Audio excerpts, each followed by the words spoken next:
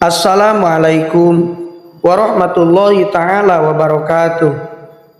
Bismillah, alhamdulillah, wassalatu wassalamu ala rasulillah wa ala alihi wa sahbihi wa mawala, amma ba'du. Allahumma salli ala sayyidina Muhammad wa ala ali sayyidina Muhammad. Syukur alhamdulillah kita bisa berjumpa kembali dalam channel ini. Semoga kita semua selalu ada dalam lindungan Allah Subhanahu wa taala, dipanjangkan umur, disehatkan jasmani dan rohani, senantiasa diberikan rizki yang berlimpah oleh Allah Subhanahu wa taala.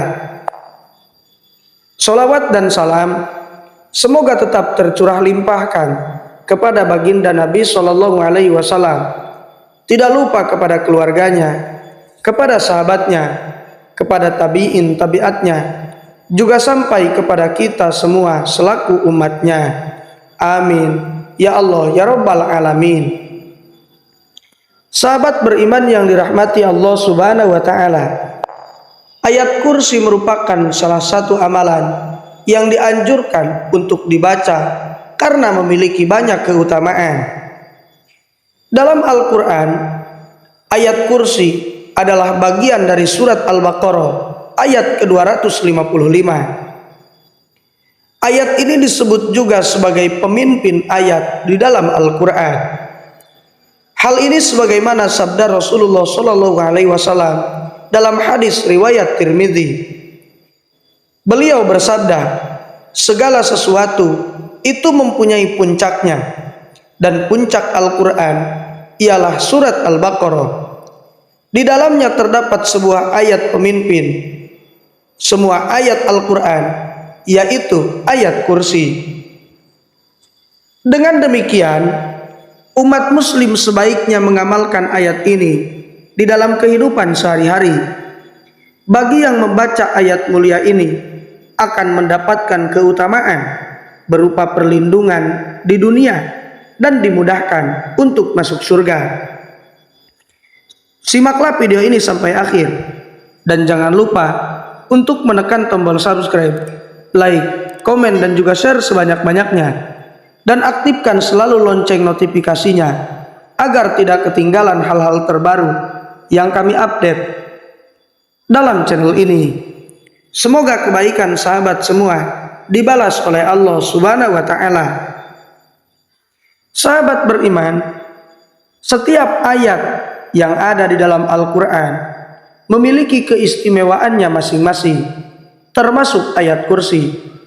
Adapun beberapa keutamaan dari ayat ke-255 surat Al-Baqarah ini, di antaranya yang pertama, ayat paling agung dalam Al-Quran. Ayat yang paling agung adalah ayat kursi di surat Al-Baqarah ayat 255. Sedangkan surat yang paling agung adalah surat Al-Fatihah. Bukti ayat kursi dikatakan sebagai ayat yang paling agung telah dijelaskan dalam satu hadis tentang percakapan Ubay bin Ka'ab dengan Rasulullah Shallallahu Alaihi Wasallam. Rasulullah Shallallahu Alaihi Wasallam bersabda, wahai Abul Munzir, gelar kunyah Ubay, tahukah engkau ayat mana di kitab Allah yang paling agung? Ubay bin Ka'ab kemudian menjawab, Allah dan Rasulnya yang lebih tahu. Nabi Shallallahu Alaihi Wasallam berkata, wahai Abul Munzir, tahukah engkau ayat mana di kitab Allah yang paling agung? Ubay bin Ka'ab pun menjawab, Allahu la ilaha illa wal hayyul qayyum. Maka beliau memukul dadaku dan berkata, demi Allah, selamat atas ilmu yang diberikan Allah kepadamu, wahai Abul Munzir. Hadis riwayat Muslim. Yang kedua, keagungannya melebihi langit dan bumi. Salah satu keutamaan ayat kursi dikatakan bahwa keagungannya melebihi langit dan bumi. Rasulullah Shallallahu Alaihi Wasallam pernah bersabda, tidaklah Allah menciptakan langit dan bumi melebihi agungnya ayat kursi, karena di dalam ayat tersebut telah mencakup nama dan sifat Allah. Kemudian disebutkan bahwa Sufyan Ats-Tsauri juga berkata, sebab ayat kursi merupakan salah satu kalamullah, sedangkan kalamullah itu lebih agung dari ciptaan Allah yang berupa langit dan bumi. Yang ketiga, ayat kursi sebagai penjaga waktu tidur. Disebutkan dalam kisah Abu Hurairah radhiyallahu anhu ketika bertemu dengan setan yang hendak mencuri harta zakat. Setan tersebut berkata, biarkan aku mengajarimu beberapa kalimat yang Allah memberimu manfaat dengannya. Jika engkau berangkat tidur, bacalah ayat kursi. Dengan demikian akan selalu ada penjaga dari Allah untukmu, dan setan tidak akan mendekatimu sampai pagi. Ketika Abu Hurairah menceritakan kejadian tersebut kepada Rasulullah Shallallahu Alaihi Wasallam, ia berkata, sungguh ia telah jujur, padahal ia banyak berdusta. Hadis riwayat Bukhari. Yang keempat, ayat kursi sebagai penjaga pagi dan sore. Adapun kisah lain yang mirip dengan kisah tersebut. Kisah ini diriwayatkan dari Ubay bin Ka'ab radhiyallahu anhu. Disebutkan bahwa jin mengatakan seperti ini, barang siapa membacanya ketika sore, ia akan dilindungi dari kami sampai pagi. Barang siapa membacanya ketika pagi, ia akan dilindungi sampai sore. Hadis riwayat At-Tabrani. Dan hadis ini disahihkan oleh Al-Albani bahwa sanadnya bagus. Yang kelima, salah satu sebab masuk ke dalam surganya Allah Subhanahu wa taala. Nabi Shallallahu Alaihi Wasallam pernah bersabda bahwa setiap umat Islam yang membaca ayat kursi, maka tidak akan ada yang menghalanginya masuk ke dalam surga. Hal ini sesuai isi hadis, barang siapa membaca ayat kursi setelah setiap sholat wajib, tidak ada yang menghalanginya dari masuk surga selain kematian. Hadis riwayat At-Tabrani. Sahabat beriman,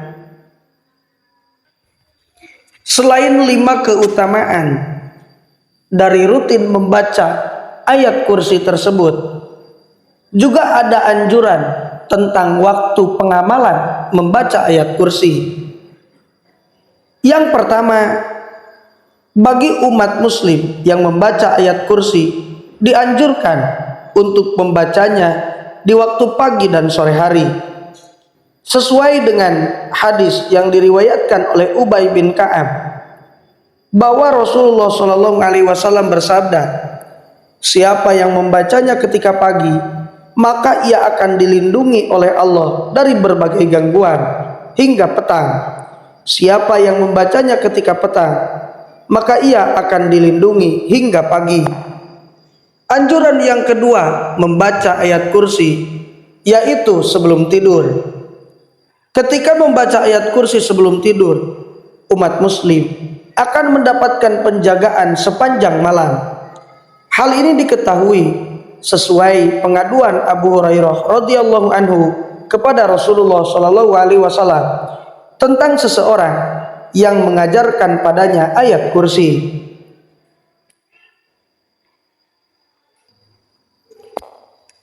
Abu Hurairah radhiyallahu anhu berkata, wahai Rasulullah, ia mengaku bahwa ia mengajarkan suatu kalimat yang Allah beri manfaat padaku jika membacanya, sehingga aku pun melepaskan dirinya. Nabi Shallallahu Alaihi Wasallam bertanya, apa kalimat tersebut? Abu Hurairah kemudian menjawab, ia mengatakan kepadaku, jika aku hendak pergi tidur di ranjang, hendaklah membaca ayat kursi hingga selesai. Lalu ia mengatakan padaku bahwa Allah akan senantiasa menjagaku dan setan pun tidak akan mendekatimu hingga pagi hari. Dan para sahabat lebih semangat dalam melakukan kebaikan. Nabi Shallallahu Alaihi Wasallam pun bersabda, adapun dia kala itu berkata benar, namun asalnya dia pendusta. Engkau tahu siapa yang bercakap denganmu sampai 3 malam itu, wahai Abu Hurairah? Tidak, jawab Abu Hurairah. Nabi Shallallahu Alaihi Wasallam berkata, dia adalah setan. Hadis riwayat Bukhari. Yang ketiga, anjuran membaca ayat kursi, yaitu setelah sholat 5 waktu.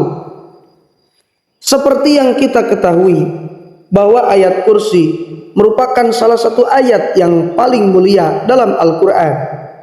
Kemuliaan ayat kursi bahkan bisa menjadi salah satu alasan umat muslim masuk Islam. Dari Abu Umamah radhiyallahu anhu, ia berkata bahwa Nabi Shallallahu Alaihi Wasallam bersabda, siapa yang membaca ayat kursi setiap selesai sholat, tidak ada yang menghalanginya masuk surga selain kematian. Sahabat beriman, selain 3 waktu yang dianjurkan untuk membaca ayat kursi tersebut, juga ada waktu yang dilarang untuk membaca ayat kursi. Seperti yang pertama, membacanya saat ruku. Yang kedua, membacanya saat sujud. Yang ketiga, membacanya saat tasyahud. Yang keempat, membacanya pada saat melakukan rukun sholat lainnya selain pada saat berdiri. Yang kelima, membacanya bacaan selain surat Al-Fatihah saat makmum mendengarkan imam membaca Al-Quran pada sholat jahar seperti maghrib, isya, dan subuh.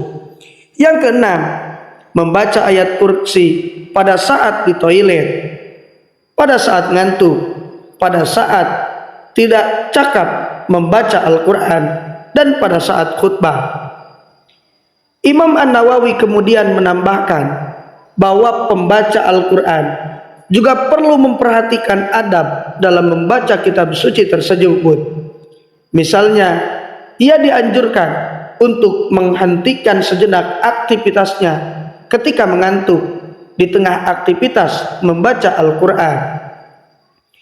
Itulah diantara keutamaan dari ayat kursi dan waktu penganjuran untuk membaca ayat kursi dan waktu yang dilarang untuk membaca ayat kursi. Semoga apa yang saya sampaikan bisa bermanfaat bagi kita semua. Wassalamualaikum warahmatullahi wabarakatuh.